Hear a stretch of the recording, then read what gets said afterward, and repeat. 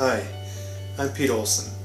Thanks for giving us this opportunity to share about our passion for serving in East Africa.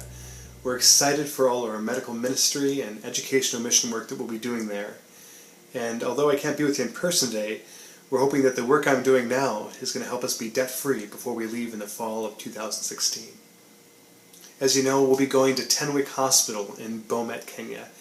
This is a really remote region of Kenya in the west side, and that 300-bed hospital just happens to serve over 1 million people. It's an amazing sight to see. Just a couple years ago, while I was teaching residents in Kenya, and our family was there, there are a few things that happened, and one of them is a really unique story that I wanted to share with you because it paints a portrait of what we'll be doing over there and where our place is in this ministry.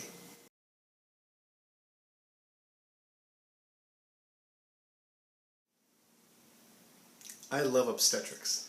It's a unique part of medicine, filled with its own challenges and emergencies, but there's nothing quite as unique as the privilege to bring life into the world, and that bond that you get to connect with a family while you do it. But sometimes unexpected things happen. And 2 years ago, while I was teaching several family medicine residents about emergency medicine and obstetrics, I had the opportunity to deliver my first baby. This story is called Fancy.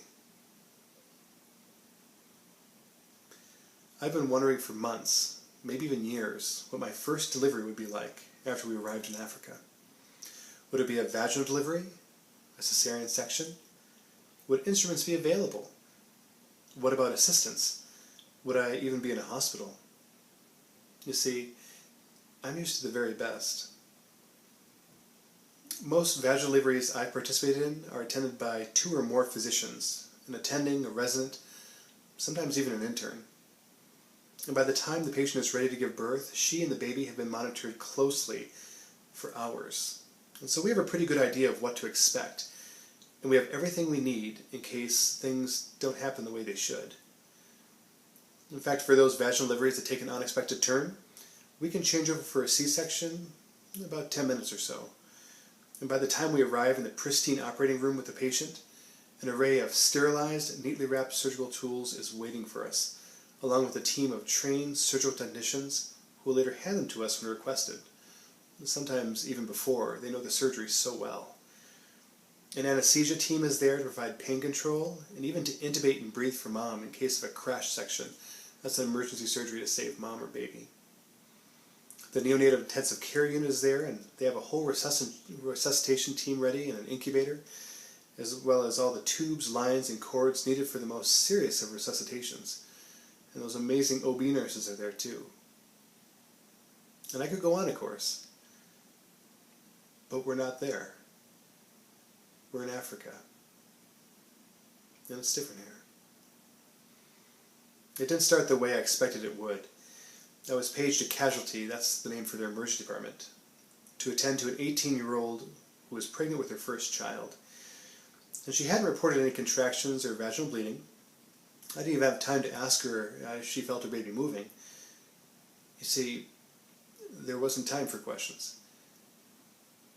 When I arrived in the small room crowded with 8 beds and even more patients standing or sitting as they waited for care, the clinical officer, kind of like one of our physician's assistants, looked back at me with panic.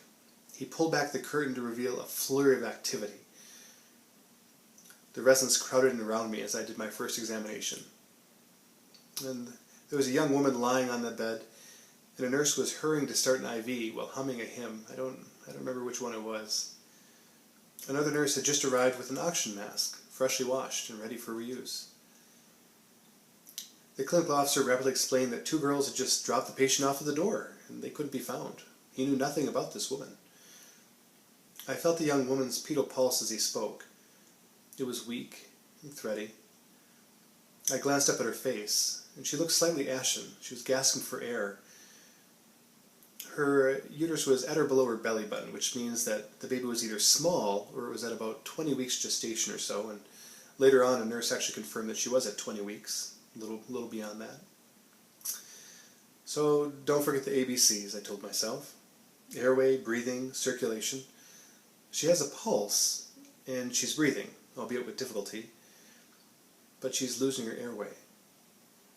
As I moved to the head of the bed, a dark liquid began spilling from the patient's nose and mouth.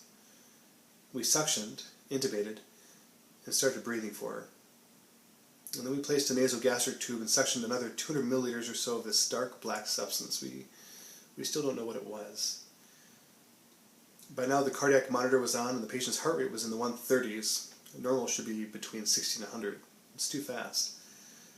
One of the nurses looked up and told us that the initial blood pressure was 70 over 50. It's already low.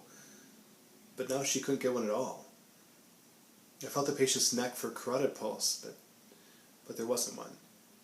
Start CPR, I said.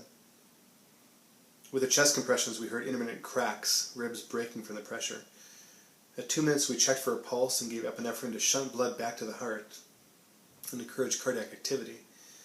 We kept doing CPR and giving her epinephrine every 3 minutes, checking for a pulse each time. But after 40 minutes without a pulse, I called it. Time of death, 10:24 a.m., I said softly. I helped the nurses clean the patient, remove the lines and apply fresh linens. And then I prepared for the hard part, talking with the family. Often at this point in medical education, a resident wouldn't be welcome in this conversation. It'd usually just be the attending physician. But this is a really important part of medicine, and so I brought my residents with me. I had a room prepared so I could tell them that the mother and her baby had died. They were inconsolable, of course. I spent a few moments with them before I left them with the chaplain and returned to the emergency department where another patient needed care. It was 2 days later. The family returned with just one request: to have the opportunity to bury mom and baby separately. And I spoke with my supervising physicians who agreed this is very culturally relevant for them, and it was very reasonable. So I led the family back to the morgue where I had them wait in the office.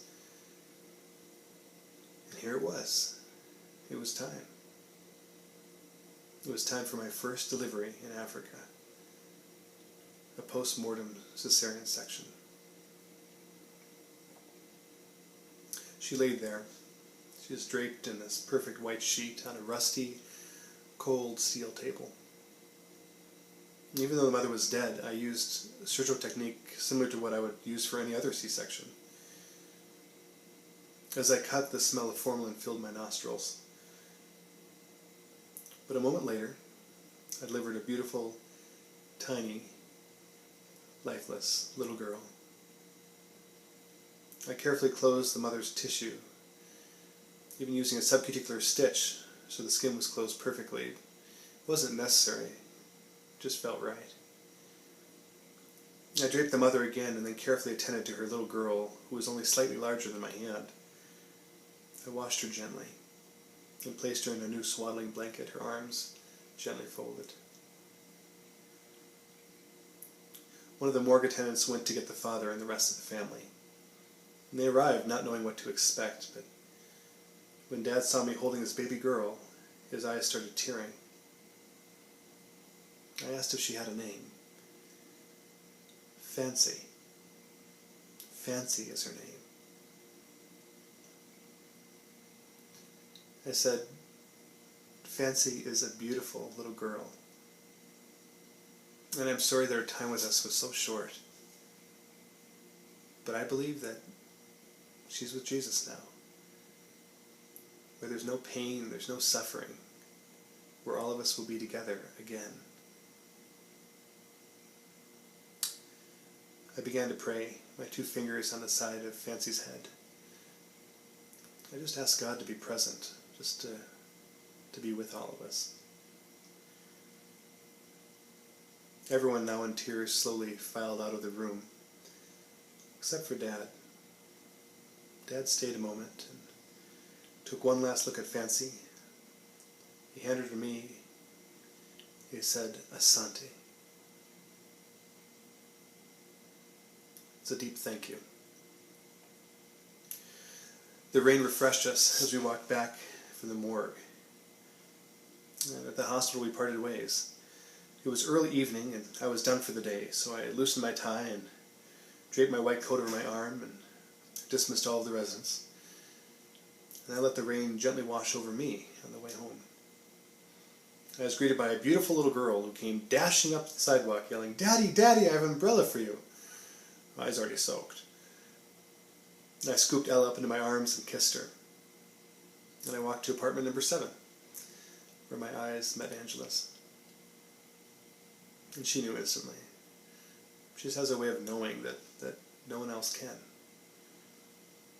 I kissed and snuggled Sam, our son, before she quickly swept both children into their bedrooms for the night. I let the warm shower wash off the formalin. Then I dressed and sat on the living room couch, reflecting on what had happened. Yes, this young woman losing her life and her baby dying was a tragedy. But in the end, I've never been able to stop anybody from dying. Hester Lynch Piozzi, an 18th century British author, once said, "A physician can sometimes parry the scythe of death, but has no power over the sand in the hourglass." And yeah, that's true. But I've also learned that one of the most compassionate things we can do for one another is to relieve suffering, to make room for healing. And tonight, when one dad looked back at another, there was a silent understanding that healing had begun, and a quiet asante.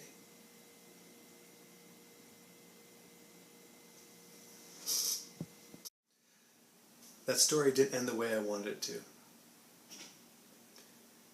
But as physicians, we're not just called to the great things. We're called to where there's hurt and disaster, places where real healing is needed. And that's what I'm going over to Kenya to teach. The broad spectrum of medicine, all the wonderful things we get the privilege to partner with our patients in. But also the hard things, the times that we need to walk alongside our patients and love them well. We can't do this alone. Please pray for us. Join what we're doing in Kenya. And walk with us financially. Stand by us so that we can do all the things that we need to do as missionaries every day. Come be a part of our healing ministry in Kenya.